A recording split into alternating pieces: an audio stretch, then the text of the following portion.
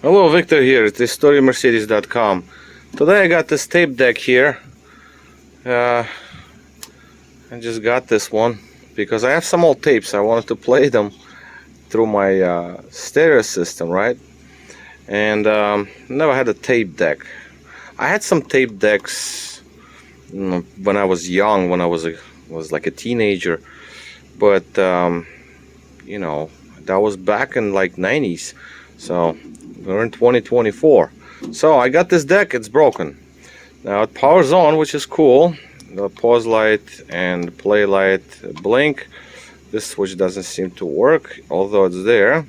And the eject button doesn't work, so the tape is stuck inside. Button seems to be working. That I can't say. Timer, which is this is a pretty cool one, you know. It's got all these indicators. Classic. So I'm gonna take it apart before I clean it all, polish it off a little bit here and there. Before I do all of this, I want to try to make this tape to work. Open it up and see. Probably a simple repair here. Probably the belt is bad or something is jammed in there, so we'll take a look. Okay, so the case is obviously easy to remove, just 5 bolts and it's out. And sure enough, the belt is bad. We can clearly see that. And that's a common thing. First thing is the belt that goes, the drive belt. Well, this was easy. Just 3 bolts, 3 screws, and the motor came off. And I have access to the actual belt. Okay, so I got the cassette tray to open. I removed the cassette itself. Yes, it needs cleaning and everything, but like I said, before I go over with cleaning, I want to make sure that I get this to work. So cassette is retrieved. The belt is just a generic, just a belt, you know, just nothing. It's just a regular belt, one line belt, not the wide one, just a thin one. But at this point there is another problem, and let me try to show you this. Well, first of all, let's put the power on. Power is on, the pause button blinks, and that's it. Everything is ready to go. Now this motor activates as well. It spins that large pulley. I guess it's called pulley. But we have the control motor right there that controls the actual engagement of things. And I have a suspicion that that motor, the shaft itself is bad. It's cracked. That's what I have a feel of. So let's take a look at what it's doing. By the sound of it, it feels like the main control motor gear is bad. So what I'm gonna do is I'm gonna put the power on. I'm going to fool the deck that the cassette is in there like this. I'm gonna just push the switches. As you can see, I'm moving the switches. In this case, these are the switches. So we have 4 sets of switches here. So if I push this one, as you can see, one moves, another one moves. This is to protect the recording, and another one. So the rest is the tape. And also, you know how these old tapes used to be. You have the cutout here for write protection, and then they had different cutouts. So it's like, this is what I remember when I was a teenager. Like, I remember how these tapes used to be different. This is just the tape that was in there, but I have some other tapes that I might be able to find and see if there are any other cutouts, because there is a cutout for chrome, and yeah, there is a cutout for the chrome tape. I remember, if I remember correctly, there was another cutout. So this switch over here recognizes if the tape that is installed in the deck is a chrome tape or regular tape.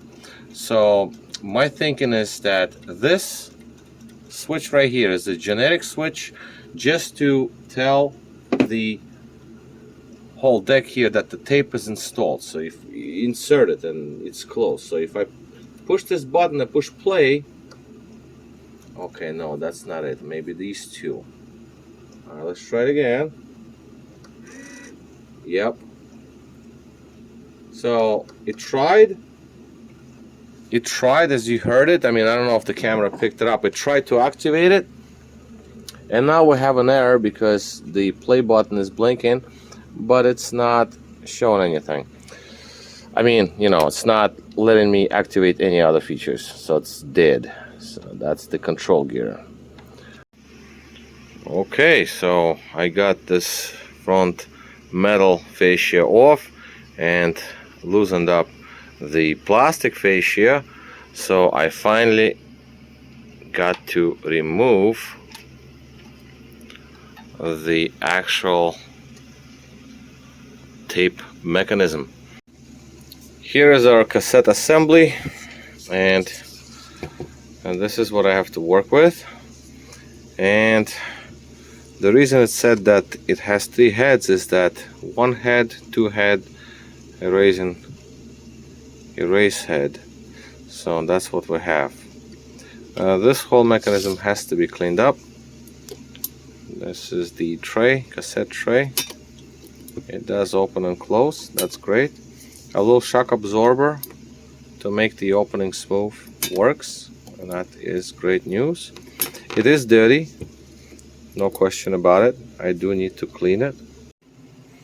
Okay, so now I got this thing apart. I got the motor out and the gears out. So this is just what it looks like, and I do not want to put too much pressure on the actual mechanism anymore, but I think I found an issue that is the actual cause of the problem with the mechanism.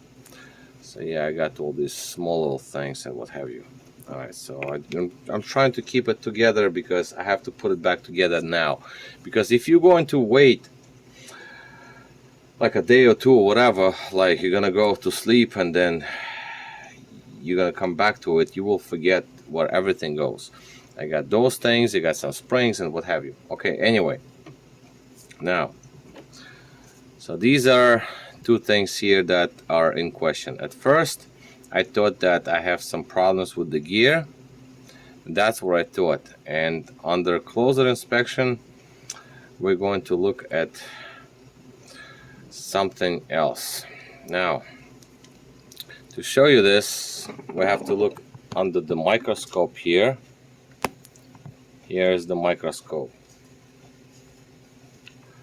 Now, what we see here is the yellow spot. The yellow spot appears to be where the gear sat for a while, long time. But nonetheless, the actual teeth are okay. Yeah, I have to clip my nails. You see my nails, they have to be clipped. And that, see, when you look at yourself under the microscope, you're gonna be like, oh, what's going on over here? This is the paint that I was painting, the black paint, and this is the residue from some other things, and this is the white paint that I was painting. So yeah, just pardon my nails, I have to cut my nails. Now here we have the program gear. This is important, this is very important gear. This is basically what makes everything happen. But if you see, if I spin it, you see this yellow spot. So the yellow spot, one yellow spot here, and yeah, that's about it. I mean, it's like this camera doesn't catch it well. Let's go over here. White, white, white, white, white, white, yellow spot. That's it, yellow spot. So that tells you that it's set at that position for a long time, but teeth are perfect. So the control gear is fine. Let's just like let it be.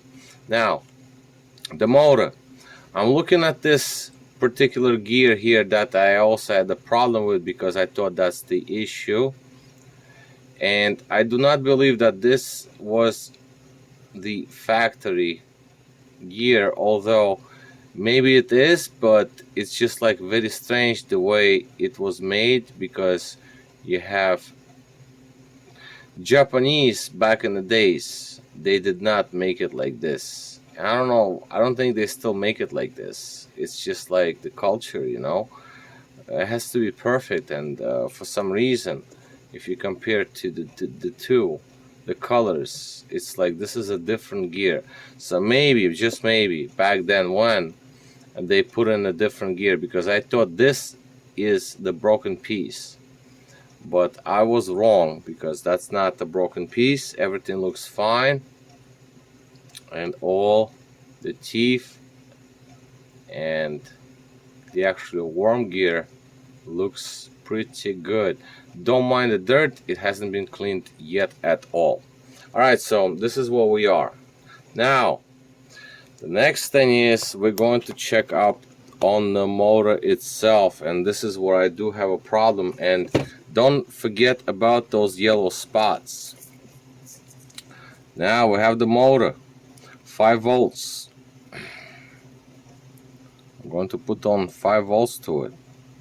As you can see, it's not even spinning. Now, I don't know if the camera catches the sparks, but anyway, even if it does not, it doesn't matter. So here's 5 volts attached to the motor. Let's just do it as good as I can do it. I should use the crocodiles, but whatever. So, because I already know what it is, and it's like, to me, that I'm just like documenting what I'm doing. It's just not the critical kind of thing. It's just like, whoever wants to see it, fine, he can watch this video. If he says, oh, I'm doing it wrong, fine, you can tell me that, and I will say I don't care. Finally, it starts spinning, but at a certain point I can stop it, and it starts again. You see, that's the problem that we have here. Here, it stopped. See, the worm gear isn't spinning. Now, if I touch it, oh, there it goes. It's spinning.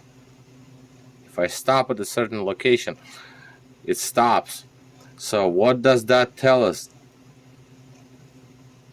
Oh, look at that. It actually spun even fast. Oh, look at that. You see, here it goes. Hey, there it goes. That's the normal speed. But it's not spinning when you give it power. See how rational it's spinning. Now,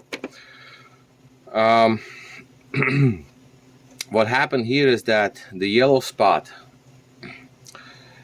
and the gears, that's how basically it's set, approximately something like this, for at least 10 years, I think. The tape in that cassette deck was from 1993.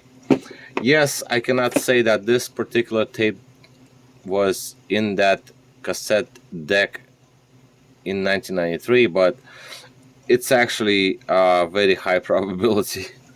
Because the way to seize this motor up, it's not seized up. The bearings here are just like brass bearings, but the problem is with the brushes and the armature points. That's where I feel like the problem is altogether. So what I'm gonna do next is that I'm going to take this motor apart, because the problem is inside this very motor. The other one, I don't know, it seems fine. But again, fix the things that are broken at the moment. You do not go and try to fix everything and disregard this. You fix what's wrong, test it, see what happens. If everything works, let it be. That's just my philosophy. I might be wrong, I might be right. Now, I don't know what this kind of company it is. Onkyo sounds that is not Sanyo.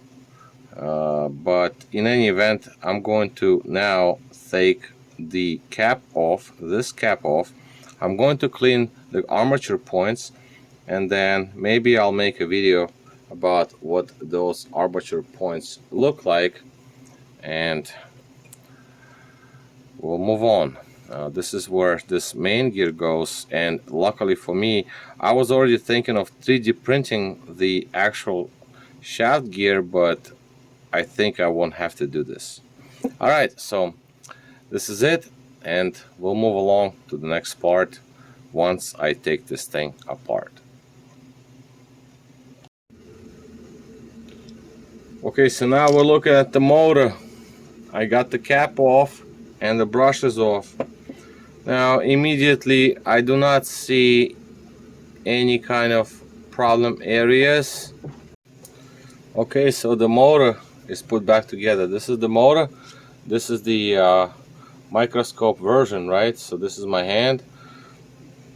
This is my finger under the microscope, right? So now the motor is spinning, and it's spinning at about 2 volts. 2 volts. And what's important here is just to make sure that it spins. Even at 2 volts, as you can see, it actually is moving. I'll let go. If I give it like 5 volts, it will not seize up like it used to before. So let me hold it. It's spinning faster. I stopped it. As you can see, I'm trying to stop it and it's still spinning. So that's a good sign. Now at the end of the day, what I'm gonna do is I'm gonna take my blade and I'm going to actually grind a little bit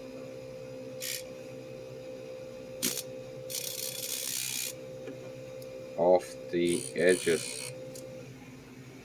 Yeah, that feels good.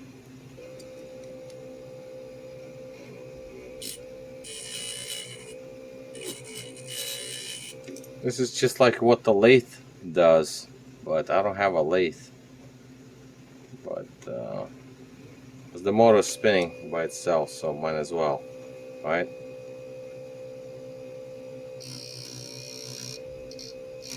Tiny little bit, just a bit. And again, I'm using common sense. I'm not using like, okay, well, the book says so. No, this is not what the book can say. Now the actual gears seems to be actually fine. Just grind up the beginning and the end. Not really necessary, but at this point we can also do is we can actually just clean it with this, and then also some alcohol won't hurt.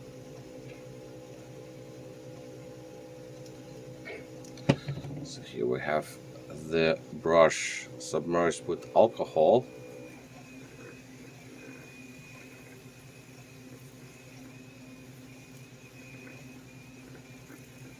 Before you put any new grease on it, that is a good idea.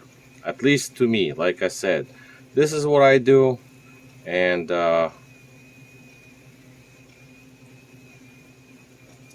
goes. Looks relatively clean. Yeah, there are a couple of spots. Okay, fine. So I'll go this way.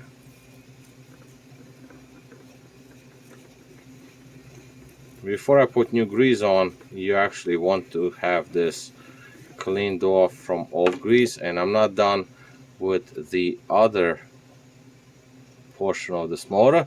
But anyway, so let me shut this down because I finally put crocodiles. Now we have this assembly here. I put the screw there deliberately. I left it there, so the yellow spot and all of that good stuff. So now I'm going to clean it off from old grease, and then I'm going to grease it up with new one, and then start the reassembly, because we have to assemble this whole situation before I forget, because you got some that stuff, there's a little ball, there's a spring, there's like this one. It's like you will forget, so that's why I want to do it now before I do anything else. All right, so let's move along. Okay, so I put in the motor back in there in the bracket, put the bracket back in, put some grease lubricant, and now, oh yeah, I also replaced the capacitor just in case. So everything's tied up. I did not put any thread lock in there because I don't feel like it's needed, because it's just like whatever. Yeah, it's just not necessary. I don't think it's necessary because originally it was not even thread locked. So now let's take a look at the assembly operation. What have we here? We have, all right, so let me just like get this together. As we can see, it is spinning, and it's greasing on top of that because I put some grease on the gears. So this is also very important because the activation, so I have to activate it like a few times randomly just to make sure that it actually activates. Yes, this was just soldered, so the flux is still on top, so I have to actually, well, I have to make the tips a little more pointy. Actually, I have to do that because the flux is still there.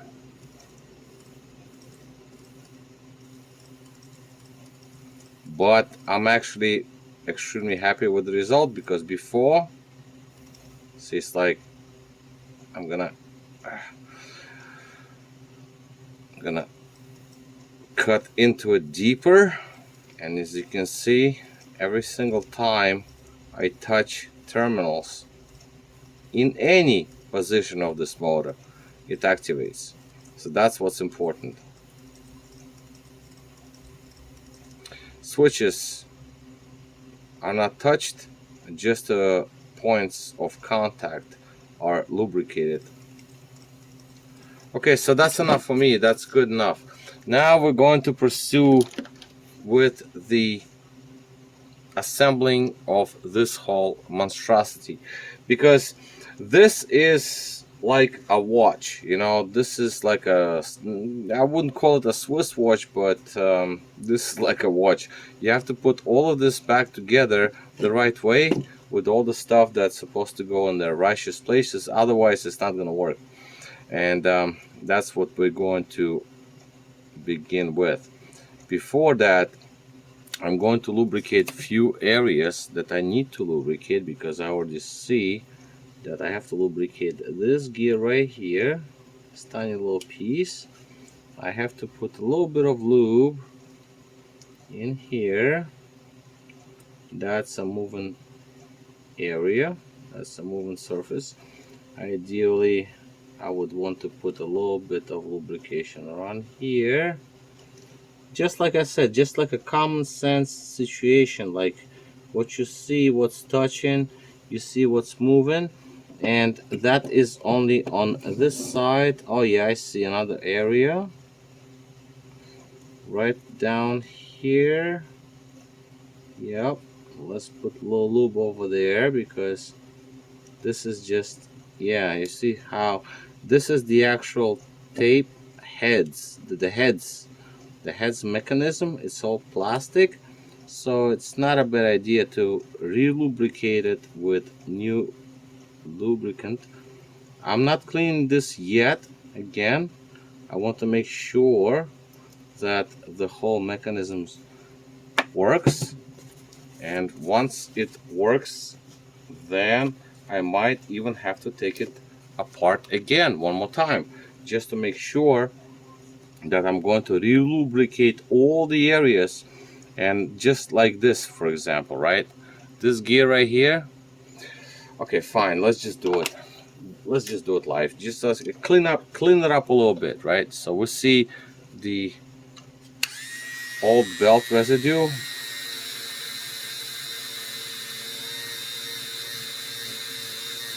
This is a very light disc fine, that doesn't work. So what I'm gonna have to do, I'm gonna go very aggressive, just like for the sake of the video.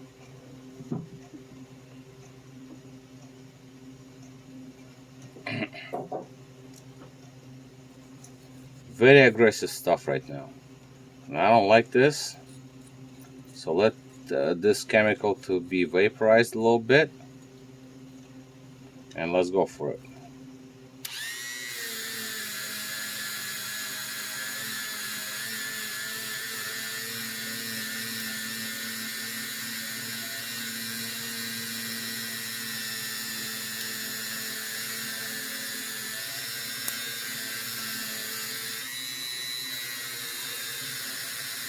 Oh, very rough still. You know, I'm gonna go with the steel disc. That's gonna do it. Yep. Just go with that. I don't like this, but I'll do it because I must. And glasses, safety glasses are on, and it's still not gonna do the way I want to do it. I'm gonna redo it anyway, but I just don't want to have all these scratches. All right, as you can see, there's some scratches. I don't like that, but that's still not into the metal, so I'm okay with that, because when I paint my things, I know where to stop. So this is going to require actually something else. Yeah, that's funny. That's actually not.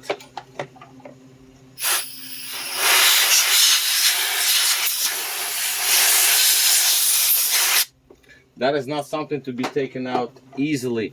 The belt embedded itself into this aluminum piece, and I have to deal with it later. Well, anyway, I don't want to make this video like 3 hours long, so let me just put this back together. If I have to take it apart, I will do it. And the only reason why I would rather do that, because I remember which all of these little parts go in. So I would rather remove it and take it apart again, because I will not forget where all these parts go if I were to do it, let's say tomorrow. I'll put it together now. All right, so let's see how it performs once it's put back together. Okay, so after all these manipulations and what I had done before, and lubrication and all these other things, we have the cassette in the cassette mechanism pushed in. Now we're going to look into the activation. So we'll push play, and we're going to actually encompass the cassette while I'm pressing the tape play. This playing. See the indicators?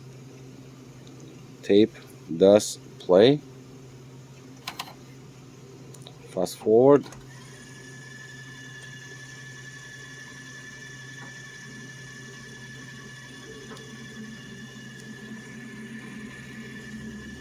Stop. Backwards. Stop. Play again. It does work. Shut it down, like play push stop. Tape comes out. The mechanism releases. And also, what was very important to me is the actual timer, because I removed the little gear over there for the timer, like not the gears, like a little retainer. I want to make sure my timer counts, and it does. So now at this point, what I'm going to do next is that I'm going to run a few cassettes through it. I'm going to find the belt. The belt in there right now is not the one that's supposed to be there. No way. The actual gear, like flywheel, if you will. To my terms, I'm more into mechanics, so for me, that large gear or pulley is going to be called flywheel because that's the one that spins. So anyway, right now I'm gonna put it back together again, play a few tapes. I already cleaned heads with alcohol, and yeah, I'm gonna play it, I'm gonna run it, I'm gonna put the grounds back on it, and then if everything plays out fine, I'm gonna take it apart again, and then I'm gonna clean everything up and lubricate everything else that I need to lubricate. So maybe I'll make a final video of the finished product once I'm done with it. Okay, so now I have the cassette deck put together, mechanism is put together, the cover put on because it just like snaps in and out, so it doesn't matter. The front fascia is still not installed because I want to clean it up a little better, because just because. And we're gonna fire this thing up, put the power on. Alright, so now we're going to put in this 1993 tape.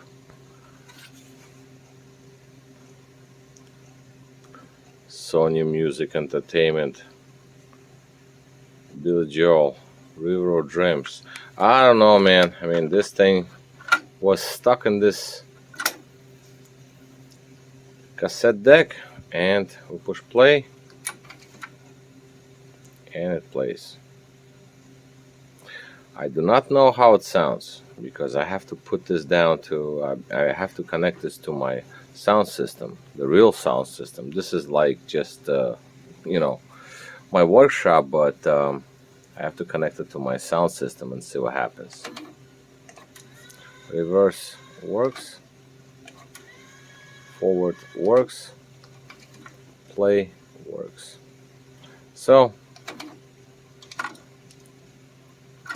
it opens and plays.